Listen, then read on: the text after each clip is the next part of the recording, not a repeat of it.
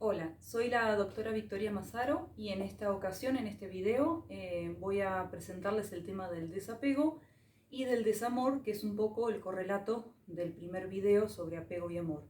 Una vez que tenemos en claro las diferencias entre un tipo de vínculo y otro, que el otro es, digamos, más un sentimiento y nace a partir de una serie de representaciones intelectuales sobre la persona y sobre la situación en la que conocimos a esa persona, mientras que el apego tiene más que ver con la satisfacción concreta y cotidiana de una serie de necesidades psicológicas muy importantes.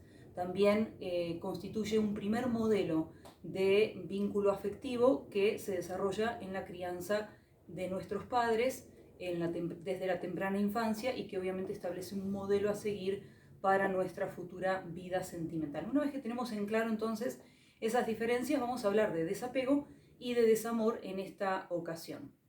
Entonces, el desapego tiene mucha relación con las etapas de un proceso de duelo.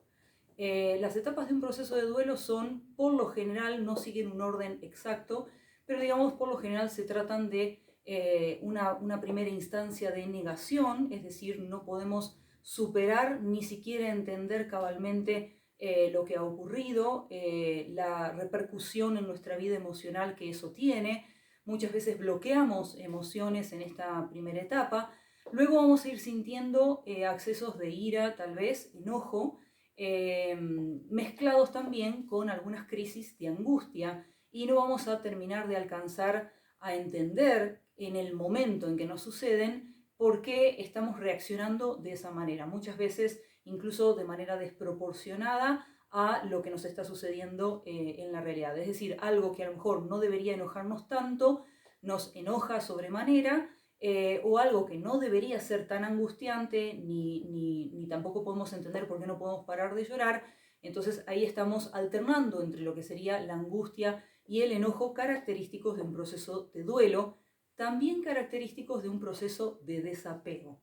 Y finalmente vamos a llegar a las últimas instancias de este proceso que tienen que ver, del proceso de duelo, que tienen que ver con la negociación, es decir, de alguna manera tenemos que volver a ponernos de pie, tenemos que reequilibrar esas emociones que se han desequilibrado. Muchas veces también en esta instancia podemos recurrir a la ayuda profesional a través de una terapia psicológica, podemos, digamos, encontrar la solución.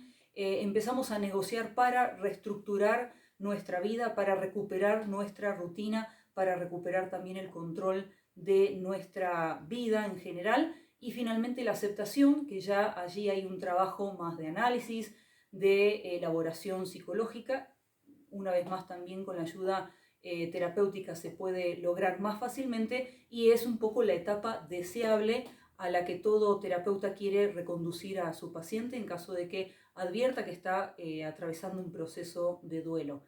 En el caso del desapego, como veníamos de desarrollar un apego con esa persona que nos satisfacía una serie de necesidades, y ahora pasamos a tener insatisfechas esas necesidades de un día para el otro, por ejemplo, a través de una pérdida de esa persona se ha ido para siempre de nuestra vida, ha fallecido, puede tratarse de una persona, también puede tratarse de un ser querido como una mascota, puede también tratarse de algún trabajo que añorábamos muchísimo seguir teniendo, puede tratarse de un estilo de vida que teníamos, puede tratarse de la casa de nuestra infancia, por ejemplo. Es decir, que podemos desarrollar apego siempre y cuando se hayan visto satisfechas las diferentes necesidades que había nombrado en el video anterior. Hemos desarrollado un fuerte apego y ahora frente a la pérdida, frente a la frustración, tenemos todas esas necesidades sin satisfacer, y nos genera una primera etapa de negación, de bloqueo incluso emocional en algunos casos, de no poder entender, digamos, por qué las cosas nos afectan tanto o por qué no podemos pasar página cuando entendemos cabalmente que ya hemos perdido a esa persona o a esa situación añorada, y sufrimos de esas crisis de enojo o de angustia según sea el caso o según se presenten las situaciones. Aquí no tenemos tanto proceso consciente, es decir, la persona se ve envuelta en un desborde emocional y desequilibrio emocional y no siempre puede terminar de elaborar psicológicamente y por ende intelectualmente hablando lo que le está pasando. Es decir, no siempre puede entender o encontrar las palabras para poder de alguna manera aplacar esas emociones que se han visto desbordadas y tratar de reemplazar, no de reemplazar, sino de satisfacer esas necesidades. Aquí también, con el tema del reemplazo, la persona que hemos perdido o eso que hemos perdido, ya sea una mascota o algo material importante respecto al cual habíamos desarrollado el apego, el perderlo nos genera, digamos, la imposibilidad de reemplazarlo fácilmente. Es decir, es muy difícil reemplazar a esa persona o a ese ser con el cual habíamos desarrollado un fuerte apego. Imagínense un caso, digamos, común y fácil de entender. Hemos desarrollado un fuerte apego con nuestros padres, nos han educado toda nuestra vida, llega un momento incluso en nuestra vida adulta que podemos enfrentarnos a la pérdida, al fallecimiento de nuestros padres o de uno de nuestros padres, y no es fácil reemplazarlos, ¿sí? O sea, no es fácil reemplazar un papá, no es fácil reemplazar una mamá, no es fácil reemplazar una mascota con la que hemos convivido tantos años de nuestra vida, que era prácticamente un amigo, un miembro más de la familia. Entonces piensen justamente en estas situaciones en donde se ha desarrollado un fuerte apego porque había interacciones concretas, satisfacciones concretas que esa persona o ese ser nos proveía. No éramos del todo conscientes de la necesidad que estábamos desarrollando a través de ese apego, es decir, la necesidad de contar siempre con esa persona, era como que lo dábamos por sentado. Y cuando nos falta es cuando vemos ese vacío, es decir, cuando nos invade ese vacío y nos invaden una serie de emociones que obviamente se van a ver seriamente desequilibradas. Aquí no hay tanto proceso consciente, hay un desborde claramente emocional.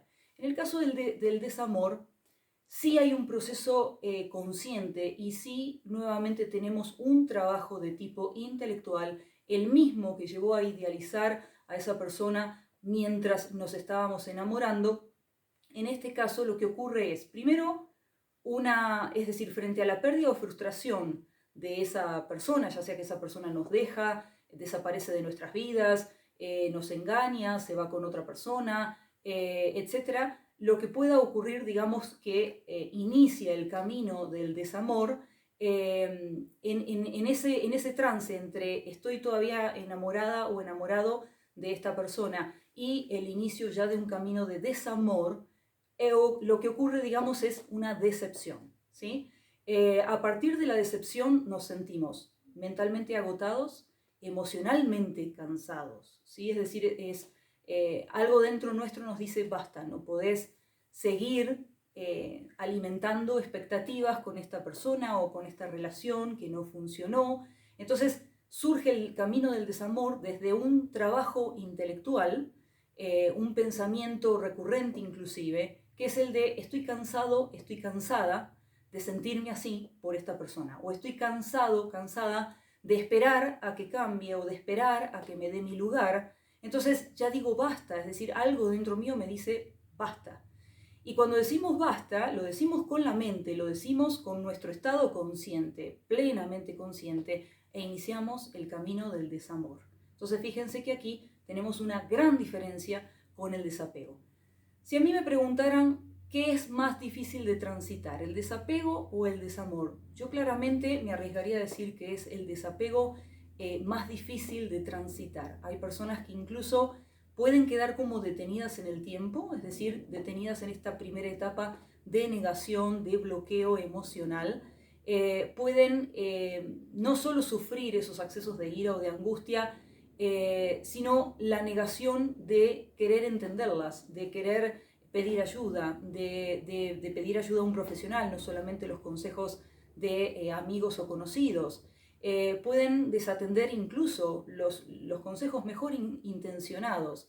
Es decir, que es una persona que a lo mejor puede quedar detenida en el tiempo. La otra gran diferencia con el desamor es que en el desamor no estamos tan pegados al pasado. Más bien Es como que hemos reflexionado, hemos analizado, hemos comparado incluso con otras parejas, con otras personas. Uy, mira qué bien que le fue a este, mira qué bien que le fue a ella. Evidentemente no cometieron los mismos errores que yo cometí con esta persona, con la que estoy sufriendo el desamor. Entonces, fíjense que uno empieza a comparar y todo sigue desde el trabajo consciente de esa persona que inició el camino del desamor, ¿sí?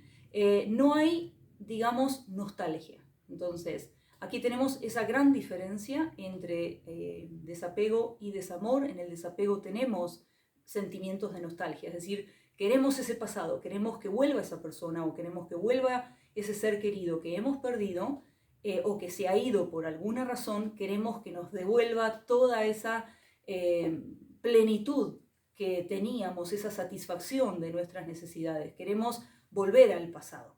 En el desamor no queremos saber nada con el pasado, porque el pasado en cierta manera ya lo hemos analizado, hemos cavilado, le hemos dado 1000 vueltas en la cabeza para entender lo que había sucedido y ya llegamos a un estado de agotamiento, un sentimiento de decepción bastante profunda. Decimos basta y decimos listo, yo ya del pasado saqué lo que tenía que sacar, pedí ayuda inclusive si era necesario, ayuda profesional, pero ya de alguna manera es como que el pasado entendí que quedó pasado, ¿sí? Es decir, quedó en el pasado, no siento nostalgia, siento decepción.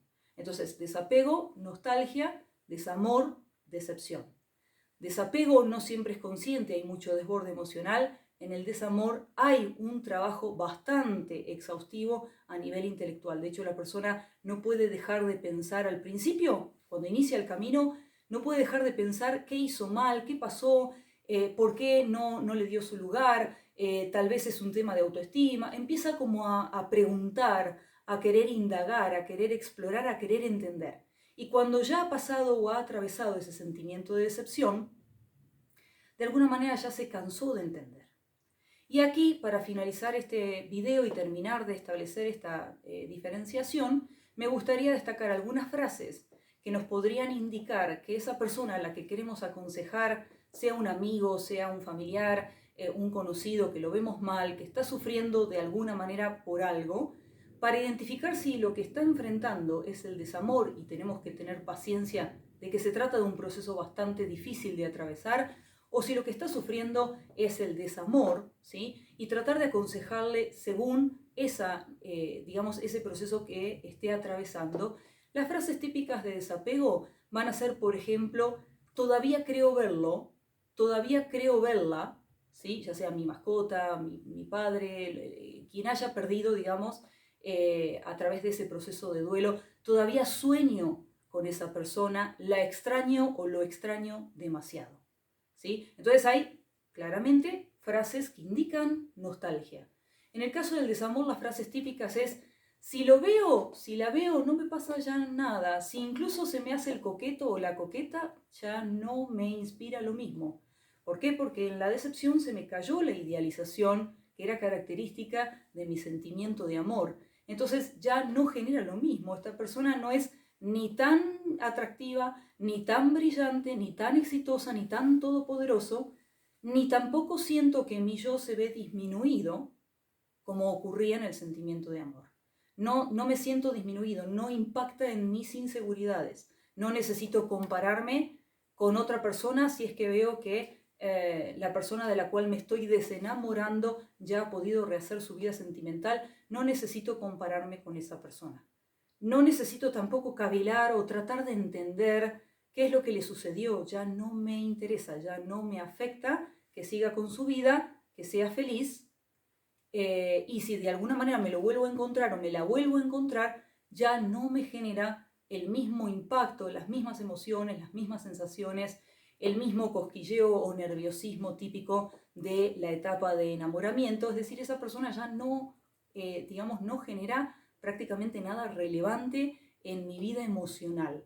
Por el contrario, en el desapego, la persona está lidiando con un desborde emocional increíble. Espero con esto entonces haber establecido una interesante diferencia entre estos dos procesos. Cuando recibamos algún consejo, por bien intencionado que sea, primero tenemos que analizar qué tipo de proceso estamos atravesando y si esos consejos en definitiva los podemos tomar en cuenta, o de pronto sentimos que no nos sirven, no porque nos estemos negando a recibirlos, sino simplemente porque a lo mejor no están dando con el proceso correcto que estamos atravesando.